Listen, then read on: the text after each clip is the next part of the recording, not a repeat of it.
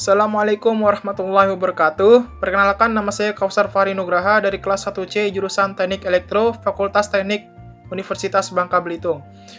Mohon izin kepada Bapak dosen pengampu, Bapak Fahri Setiawan, selaku dosen kimia lingkungan. Kali ini saya akan mempresentasikan hasil kerja saya, yaitu tentang pengelolaan dan pengolahan limbah elektronik. Kita mulai dari pengertian. Limbah elektronik atau e-waste adalah sampah atau limbah yang berasal dari peralatan elektronik. Tidak banyak orang yang mengetahui bahwa limbah elektronik mengandung bahan yang berbahaya dan beracun, seperti logam berat, PVC, PCB, dan lain-lain yang dapat merusak kesehatan dan lingkungan. Oleh karena itu, sampah elektronik harus dikelola agar terpisah dari jenis sampah lain dan mencemari lingkungan sekitar. Berikut adalah tipe atau jenis dari limbah-limbah elektronik. Di antaranya ada mouse, keyboard, dan peralatan elektronik lain. Kemudian ada peralatan elektronik pribadi seperti speaker, flash disk, hard disk, dan sebagainya. Lalu ada monitor dan laptop, telepon seluler, peralatan video atau audio, televisi, dan kemudian ada mesin kopi atau mesin scan. Limbah elektronik itu sendiri sebenarnya memiliki manfaat, yaitu sebagai urban mining, di mana kita tahu kalau material metal dan logam mulia itu terbilang sangat sulit untuk diperbaharui.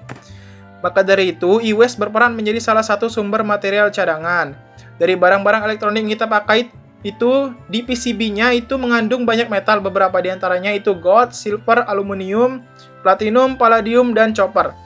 Material itu bisa diolah lagi nanti setelah diproses dan dilebur. Meski memiliki manfaat, sebenarnya dampak negatif dari limbah elektronik itu sendiri sangatlah besar. Dampak tersebut bisa dirasakan dan bisa mengganggu lingkungan maupun kita sebagai manusia. Dampaknya terhadap lingkungan yaitu dapat mencemari air tanah, kemudian menimbulkan pencemaran udara, dan asidifikasi tanah atau pelapukan dari tanah. Kemudian dampaknya pada kesehatan manusia. Yang pertama dapat merusak DNA kita, lalu menimbulkan kanker, kemudian bronkitis, lalu kerusakan jantung, hati, dan limfa, dan kerusakan otak kronis. Untuk penjelasan lebih lanjut, silakan ditonton dan disimak video berikut ini. Seperti ini, kebutuhan manusia akan barang elektronik terus meningkat. Apa saja? Misalnya untuk TV, tablet, komputer, laptop, ponsel seluler, atau bahkan barang elektronik untuk kebutuhan rumah tangga seperti mesin cuci, kulkas, kompor, dan juga microwave.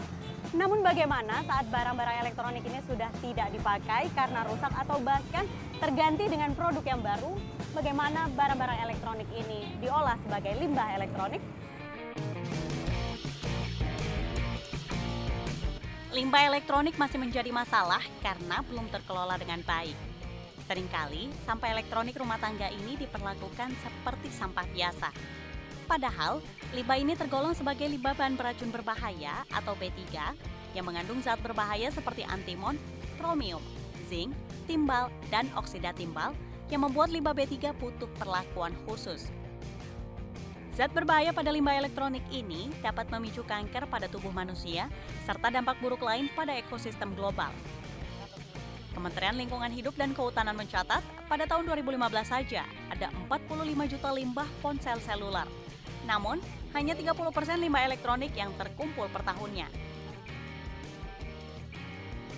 Sedangkan untuk sisanya, mungkin berakhir di pasar loak seperti Pasar Jembatan Hitam di Jatinegara, Jakarta Timur ini.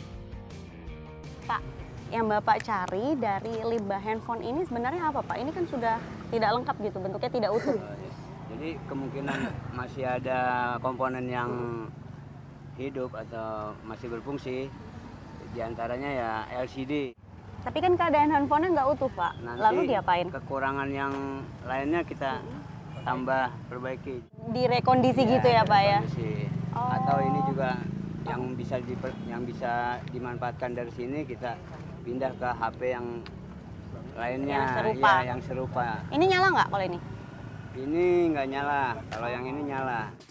Sejatinya ada dua peraturan perundang-undangan mengenai pengelolaan limbah elektronik, yaitu Undang-Undang tentang Pengelolaan Sampah serta Peraturan Pemerintah tentang Pengelolaan Limbah B3.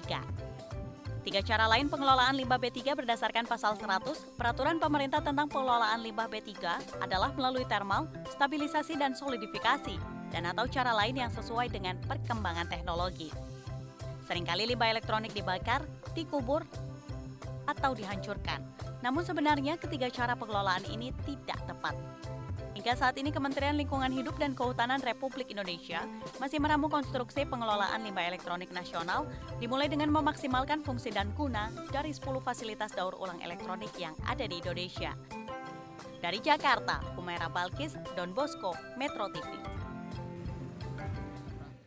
Nah, sekarang bisa kita lanjutkan ke pengolahan dari limbah elektronik. Untuk pengolahannya, langkah pertama yaitu pengumpulan dari limbah elektronik itu sendiri, kemudian pemisahan, yang dimana kita memisahkan mana yang bisa didaur ulang dan mana yang tidak. Lalu kemudian pemanasan, dan yang terakhir yaitu pemurnian atau hasil jadinya. Selanjutnya ke pengelolaan limbah elektronik. Untuk pengelolaan ini sendiri sebenarnya cukup mirip dan hampir serupa dengan pengolahan, yaitu pengumpulan bekas elektronik, pemilahan sampah elektronik, dan perbaikan sampah elektronik yang terpilih. Nah, untuk di perbaikan ini, kita bisa memisahkan jenis elektronik yang sekiranya masih bisa direparasi, sehingga pengelolaannya adalah membuat alat elektronik menjadi bermanfaat kembali. Dan tahap akhirnya yaitu daur ulang, yang dimana ternyata daur ulang itu hanya bisa dilakukan oleh perusahaan tertentu yang memang fokus mengurus pengolahan daur ulang sampah elektronik, bukan sembarang daur ulang. Baik, sekian dari saya. Apabila ada kesalahan kata, saya mohon maaf. Kepada Allah saya mohon ampun. Saya akhiri. Wassalamualaikum warahmatullahi wabarakatuh.